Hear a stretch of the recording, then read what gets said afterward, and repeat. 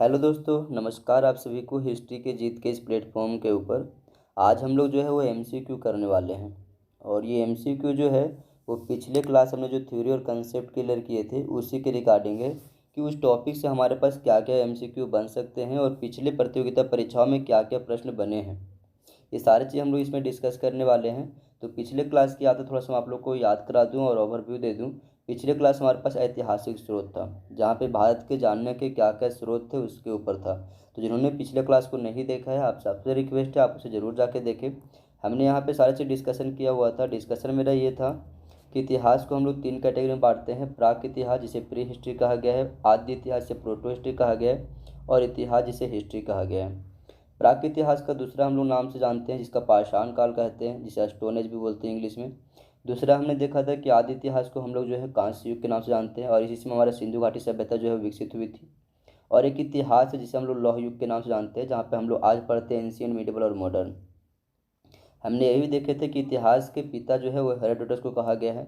ठीक है, फिर हमने यहाँ सारी चीज़ें देखी थी कि पुरातात्विक साक्ष्य कौन कौन से हैं जिससे हम भारत को जान सकते हैं, विदेशी यात्रियों के साक्ष्य और साहित्य से हमने पूरा डिस्कशन किया हुआ था वहाँ पे। तो जिन्होंने पहले क्लास नहीं देखा है, आप सबसे रिक्वेस्ट है यार वहाँ पे आप जाके देखें। अब हम आज के वीडियो में बात करने वाले हैं कि इन सब से क्या क्या प्रश्न बन सकते हैं। मैं आप सबसे यार रिक्वेस्ट करूंगा, जिन्होंने पहली बार इस प्लेटफॉर्म पे आया हुआ है, इस चैनल को सब्सक्राइब जरूर करके रखना। भविष्य में आपको बहुत सारे लाभ मिलने वाले हैं। ठीक है, यहाँ से आप लोग को अगर कंप्लीट ये क्लास को देखते हो ना, सीरीज को हिस्ट्री की, तो लाइफ में कभी भी हिस्ट्री को लेकर के कोई दिक्कत नहीं होगी। जो डर बनी हुए सारे डर खत्म हो जाएंगे, क्योंकि हमारा एक ही फंडा है। पहले पूरा कंसेप्ट क्लियर करो और थ्योरी क्लियर करो, और फिर उस रिलेटेड जो क्वेश्चन बनेगा उस क्वेश्चन को क्लियर करो। तो चलो यार शुरू करते हैं। पहला क्वेश्चन हमारे पास है कि भारत के किस स्थान से पशुपालन एवं कृषि के प्राचीनतम साक्ष्य प्राप्त हुए हैं। इसका सही जवाब है मेहरगढ़ से। अगला प्रश्न है मानव के द्वारा सर्वप्रथम प्रयुक्त अनाज कौन सा था, तो जौ। अगला है व्यक्ति भोजन इकट्ठा करने वाली अवस्था से भोजन उत्पादन वाली अवस्था में किस युग में पहुंचा। इसका सही जवाब है नवपाषाण युग। अगला प्रश्न है कि नवपाषाण कालीन लोगों के द्वारा पाला गया प्रथम पशु कौन सा था। इसका सही जवाब है कुत्ता। अगला है बेलन घाटी, जो कि उत्तर प्रदेश में अवस्थित है। बेलन घाटी के कोल्डिहवा से वन्य और कृषिजन्य चावल का प्रमाण मिला है, जो चावल का सबसे पुराना साक्ष्य है। यहाँ से प्राप्त धान की किस्म में जो है वो किस नाम से जानी जाती है, तो ओरिजा स्टावा के नाम से जानी जाती है। अगला प्रश्न है बेलन घाटी के किस स्थल से स्तंभ गर्त प्राप्त हुआ है, तो कुलडीहवा से प्राप्त हुआ है। अगला हमारे पास प्रश्न पूछा गया था पिछले वर्ष की प्रतियोगिता परीक्षाओं में।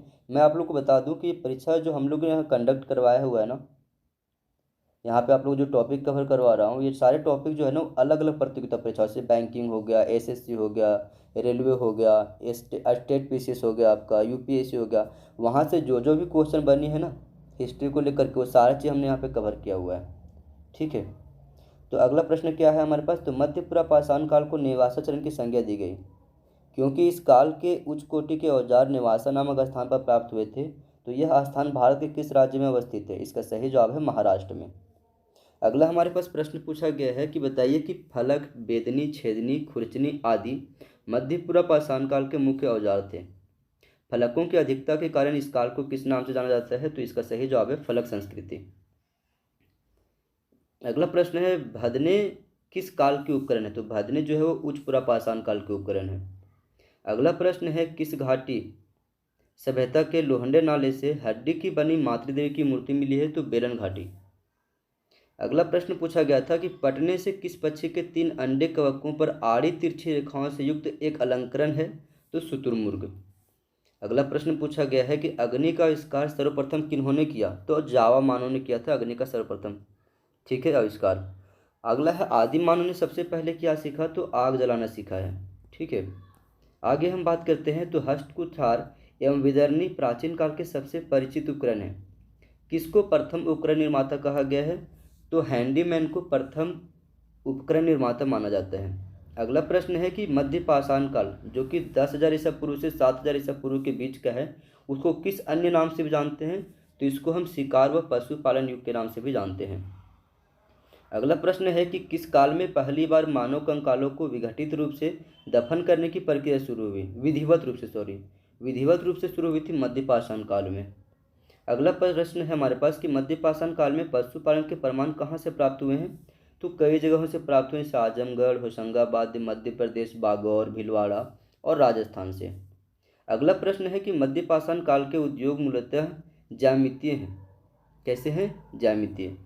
अगला प्रश्न है कहाँ पर मध्य पाषाण काल के 500 से अधिक चैत्रित शैलाश्रय प्राप्त हुए हैं? तो भीमबेटका से प्राप्त हुए हैं। नेक्स्ट प्रश्न आता है, इतिहासकारों के अनुसार प्रागैतिहासिक काल में मानव जीवन सभ्य नहीं था, तो क्या इस काल में लिपि का आविष्कार हुआ था? इसका सही जवाब है नहीं हुआ था।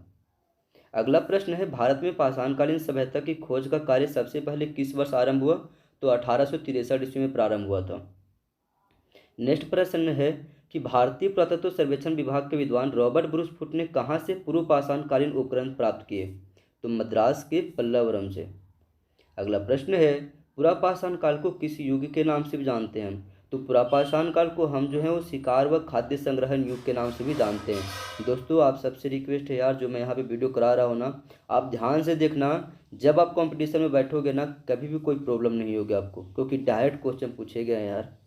ठीक है, आप सर्च करके भी देखना, इसमें से कुछ आपको पता चल जाएंगे कि मिली है या नहीं मिली है। अगला प्रश्न है, किस संस्कृति को गंडाशा खंडक या फिर वाटिकाश्रम संस्कृति के नाम से जाना जाता है? तो इसका सही जवाब है सोहन संस्कृति को। अगला प्रश्न हमारे पास है, भारत में मानव कंकाल मध्य पाषाण युग से प्राप्त होते हैं। शिवालिक क्षेत्र से किसका जीवाश्म प्राप्त हुआ है? तो शिवालिक क्षेत्र से प्राप्त हुआ है रामापिथिकस का। कृषि की शुरुआत संभवतः कब हुई थी? तो कृषि की शुरुआत संभवतः जो है 7000 ईसा पूर्व के आसपास मानी जाती है। अगला प्रश्न है, किस काल में अस्थिर जीवन, जनसंख्या वृद्धि, आत्मनिर्भर अर्थव्यवस्था, चक का निर्माण एवं मृदभांडों का प्रयोग, साथ ही साथ अग्नि का व्यापक प्रयोग शुरू हुआ? तो नवपाषाण काल में। अगला प्रश्न है, मनुष्य ने वस्त्र निर्माण की कला किस काल में सीखी? तो मनुष्य ने वस्त्र निर्माण की कला नवपाषाण काल में सीखी थी। अगला प्रश्न है, वर्ष 1860 में सर्वप्रथम किसने उत्तर प्रदेश में टोंस नदी के किनारे उत्तर पाषाणकालीन सेल्ट प्राप्त किया? तो ली मसूरियर ने किया था। अगला प्रश्न है, 1872 में फ्रीजर ने किस स्थान को दक्षिण भारत का उत्तर पाषाणकालीन सभ्यता का प्रमुख स्थल घोषित किया? बेलारी को किया था। ठीक है, आगे प्रश्न हमारा है, मानव के द्वारा प्रयुक्त पहली धातु कौन सी थी? ये यार पूछा गया है कई बार कि मानव के द्वारा प्रयुक्त पहली धातु कौन सी थी? तो इसका सही जवाब है तांबा। अगला प्रश्न है, ताम्रपाषाण काल में मनुष्य ने पत्थर एवं तांबे का औजार साथ साथ प्रयोग किया। इस काल के लोग मुख्यतः किस समुदाय से संबंधित थे? तो इस काल के लोग जो थे ग्रामीण समुदाय से संबंधित थे। अगला प्रश्न है, ताम्रपाषाण काल में महाराष्ट्र के लोग मृतकों को घर के फर्श में नीचे किस तरह रखकर दफनाते थे? तो उत्तर से दक्षिण की ओर। अगला प्रश्न है, जोरवे संस्कृति ग्रामीण थी, इससे संबंधित सबसे बड़ा स्थल दैमाबाद को माना जाता है। दैमाबाद से बड़ी मात्रा में किस प्रकार की वस्तुएं मिली है? कांसे की वस्तुएं मिली है। अगला प्रश्न है, आहार की प्राचीन नाम तंबावती है। आहार की प्राचीन नाम क्या है? तंबावती। किसको इस संस्कृति का स्थानीय केंद्र माना जाता है? तो गिलुंद को माना जाता है, गिलुंद। अगला प्रश्न बनता है कि 1200 ईस्वी पूर्व के लगभग ताम्रपाषाण कालीन संस्कृति का लोप हो गया, मतलब समाप्त हो गया था। केवल जोरवे संस्कृति कब तक जीवित रही? ठीक है, तो 700 ईसा पूर्व तक। अगला प्रश्न है, नवादा टोली, मतलब कि नवदा टोली से किस तरह की वस्तुओं में के सबसे बड़े ढेर मिले हैं? तो नवदा टोली से अनाज की बहुत ज़्यादा ढेर हमें देखने को मिला है। ठीक है, तो यहाँ पे सारे टॉपिक हमारी क्या होती हैं, ख़त्म होती हैं। और आप सबसे रिक्वेस्ट है दोस्तों कि प्लीज़ जिन्होंने इस वीडियो को देखा है ना, एक बार और देख लेना, कंसेप्ट आपका क्लियर हो जाएगा। और जिन्होंने पिछले क्लास को नहीं देखा है, आप सबसे रिक्वेस्ट है कि पिछले क्लास को जाके ज़रूर देखना यार।